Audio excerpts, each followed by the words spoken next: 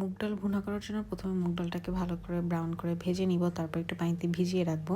কড়াইতে তেল দিয়ে তার মধ্যে এলাচ, লং, দারচিনি, তেজপাতা দিয়ে এর মধ্যে পেঁয়াজ কুচি দিয়ে সুন্দর মতো ভেজে নিব। তারপর হচ্ছে আদা বাটা, রসুন বাটা দিয়ে একটু ভেজে তারপর সব ধরনের গুঁড়া মশলা, হলুদ গুঁড়া, মরিচ গুঁড়া, ধনে গুঁড়া, জিরা গুঁড়া দিয়ে মশলাটাকে ভালো করে কষায় নিব। মশলাটা ভালো করে কষানোর পর এর মধ্যে ডালটা দিয়ে ডালটাকে ভালো করে কষায় নেব। এর মাঝে হচ্ছে আপনার প্রয়োজন মতো হচ্ছে কাঁচামরিচ দিয়ে দিবেন। এরপর ডালটাকে কষানোর পর এর মধ্যে হচ্ছে পানি দিয়ে দিব। ডালটাকে পানি দিয়ে একটু কষায় নিব। এই যে ডালটা যখন একদম মানে কষানো শেষ হয়ে যাবে, সেদ্ধ হয়ে যাবে, তখন এর মধ্যে ঝোলের জন্য পানি দিব। এরপর আপনি যতটুকু ঝোল রাখবেন ততটুকু ঝোল উতরায় আসলে লাস্টে হচ্ছে ধনেপাতা অ্যাড করে দিব আর কি। এই যে আমি যেমন এরকম কনসিস্টেন্সি রাখবো, এই জন্য আমি এই পর্যায়ে হচ্ছে ধনেপাতা দিয়ে দিলাম। এখন আমি একটা কড়াইতে তেল নিয়ে তেলের মধ্যে একটু জিরা, সাথে শুকনো মরিচ একটু ভেজে নিয়ে তার মধ্যে রসুন আর হচ্ছে পেঁয়াজ দিয়ে দিব।